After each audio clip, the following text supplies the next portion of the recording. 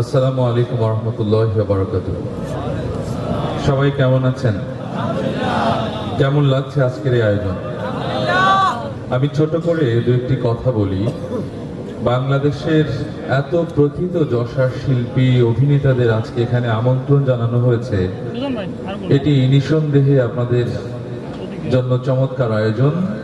কারণ এতগুলো গুণী শিল্পীকে এখানে আমন্ত্রণ জানানো, এরকম আয়োজনগুলো খুব কম হয়।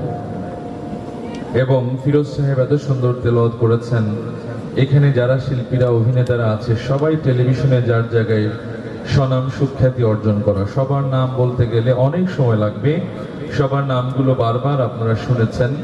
আমি জাস্ট ছোট করে বলি যে আজকের এই আয়োজনটি প্রত্যেকটা বান্দাকে জান্নাত দেওয়ার ব্যাপারে আল্লাহ রাব্বুল আলামিন ওসিলা তালাশ করবেন।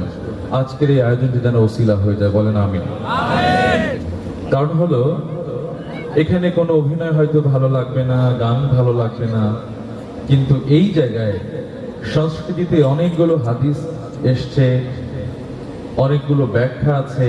আমি ছোট করে যদি বলি কেন ইসলামী সংস্কৃতি আপনার প্রয়োজন, সেটি হলো দেখেন, আশারায়ে মুবাশশারা 10 জন সাহাবীর ভেতরে একজন ছিলেন সাংস্কৃতিক কর্মী হাসান বিন সাবিত রাদিয়াল্লাহু তাআলা আনহু। সুতরাং সংস্কৃতির গুরুত্ব আছে কি নাই বলেন তো? মক্কা মদিনায় গিয়েছি, যখন মদিনাবাসী আল্লাহ রাসূলের জন্য অপেক্ষা করলেন উনি মদিনায় যাবেন, সেখানে আল্লাহ রাসূলকে সুর দিয়ে বরণ করা হয়েছিল, তালাল বাদরু আলাইনা মিন সানিয়াতিল ওয়াদা। এই যে সুর, আল্লাহ রাসূলকে বরণ করা হলো। এখানেই শেষ না, দেখেন যেই মানুষগুলো জান্নাতে যাবে সেখানে আল্লাহ রাব্বুল আলামিন নিজে সুন্দর আয়োজন করবেন। এবং একজন নবীকে কণ্ঠ দিয়েছিলেন, দাউদ আলাইহিস সালামকে, সেই নবীকে দিয়ে সেই মজলিসে কোরআন তেলাওয়াত করাবেন। আজকে যেরকম ফিরোজ ভাই তেলাওয়াত করেছে, আপনারা বিমোহিত হয়েছেন, ঠিক কিনা বলেন তো? সুতরাং এরকম আয়োজন আল্লাহ নিজে করবেন জান্নাতবাসীদের জন্য। সেইখানে দাউদ আলাইহিস সালামকে দিয়ে প্রথমে কোরআন তেলাওয়াত করাবেন। দাউদ আলাইহিস সালামের তেলাওয়াত শেষ হয়ে যাওয়ার পরে মুহাম্মদ সাল্লাল্লাহু আলাইহি সাল্লামের নাম ঘোষণা করবেন আল্লাহ রাব্বুল আলামিন নিজে। তখন মুহাম্মদ সাল্লাল্লাহু আলাইহি সাল্লাম তেলাওয়াত করবেন। মুহাম্মদ সাল্লাল্লাহু আলাইহি সাল্লামের তেলাওয়াতের পরে আল্লাহ রাব্বুল আলামিন বান্দাদেরকে বলবেন কেমন লাগলো। বান্দারা দু চোখে পানি গড়গড়িয়ে ঝরঝরিয়ে পড়বে আর বলবে, হে আল্লাহ, পৃথিবীতে থাকার অবস্থায় এত সুন্দর সুর আমরা কখনো শুনিনি, যেটি আজকে জান্নাতে শুনছি।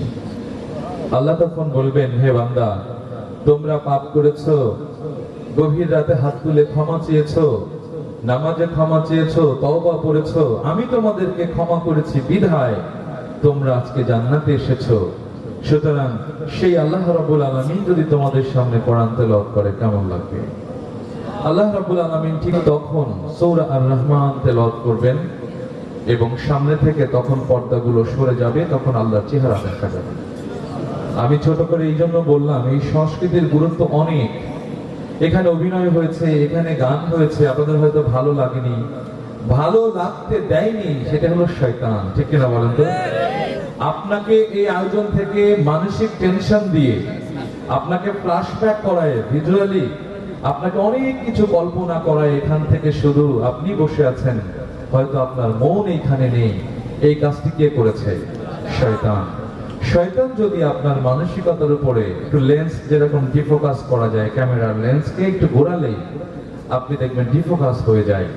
এইখানে যারা বসে আছেন, শয়তান যদি একবার আপনার মনোযোগ নষ্ট করে ডিফোকাস করে দিতে পারে, তাহলে এইখানে বসে থাকাটা আপনার আমার জন্য অনর্থক, ঠিক কিনা বলেন তো? এই জন্য আল্লাহ রাব্বুল আলামিন যেন আমাদেরকে আজকের এই আয়োজন ওসিলা করেন। যিনি সভাপতি আছেন, অনেকেই বক্তব্য দিয়েছেন এবং প্রিয় প্রিয় শিল্পীরা এখানে তেলাওয়াত করেছেন, গান করেছেন। মানে গান, ইসলামী সঙ্গীত, গান বলা হয়, গজল বলা হয়, নাশিদ বলা হয়, সং বলা হয়, একই রূপ। সেই পরিবেশনাগুলো আজকে এখানে হয়েছে। আমি সর্বশেষ আপনাদেরকে যেটি বলতে চাই, কিরামান এবং কাতিবিন দুজন ফেরেশতা অল টাইম এখানে বসে দেখছে আপনার মনোযোগ, আপনি কি করছেন, কি ভাবছেন, সব রেকর্ড হয় ভিডিও ক্যামেরায়। আমার অফিসে ঢাকায় কি হচ্ছে আমি মোবাইলে সব সুন্দর করে দেখতে পারি, এখানে বসেই দেখতে পারি। সুতরাং প্রত্যেকটা মানুষকে জন্ম হওয়ার সাথে সাথে তার সিসি ক্যামেরা, তার অডিও ক্যামেরা দিয়ে কিরামান কাতিবিনকে পাঠানো হয়েছে।